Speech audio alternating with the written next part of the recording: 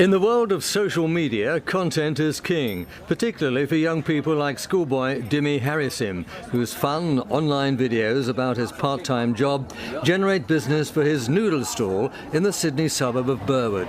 Dimmy, who's still only 15, is one of the many thousands of teenagers who will fall foul of the government's ban. I think it will impact a lot because we use social media these days. So many people use their phone every day for hours and hours, and it can spread out very easily.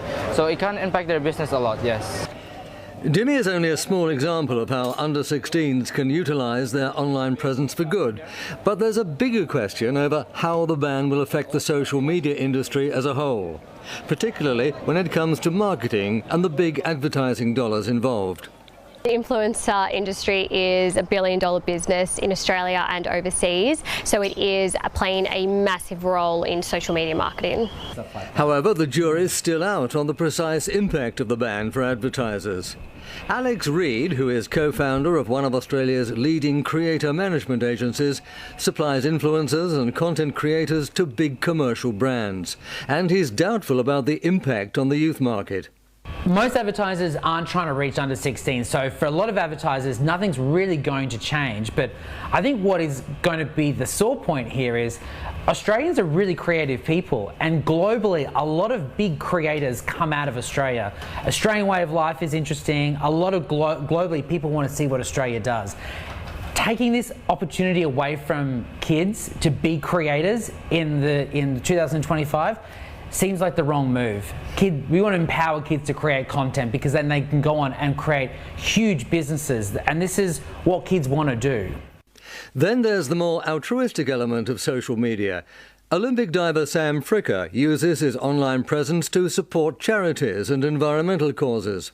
Although he's not directly affected by the government ban, he still has his concerns. I was actually in federal parliament when this law passed, and what it does is it stops anyone under the age of 16 in Australia from holding accounts on all of these platforms. They say the law protects young people, but I think it strips away an opportunity for young people to learn and grow. The question is, does the negative influence of social media outweigh the positive? The Australian Parliament decided it does, and many people agree. Look, overall I feel like it is a good idea because it's showing that we are prioritising the mental health of young Australians. It's a really great start to publicly show that support, that we're doing something about it. There's definitely some flaws in it, but great start.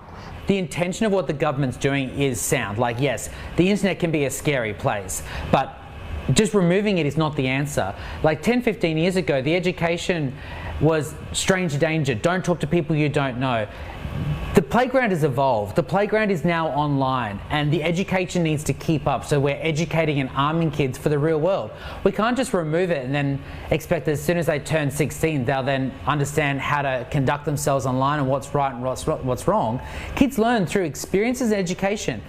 In the final analysis, Australia is entering uncharted territory. No one really knows what the wider effects of this ban will be. But one thing is certain, the rest of the world will be monitoring developments with interest as other governments consider whether or not to follow Australia's example. Roger Maynard, CNA, Sydney.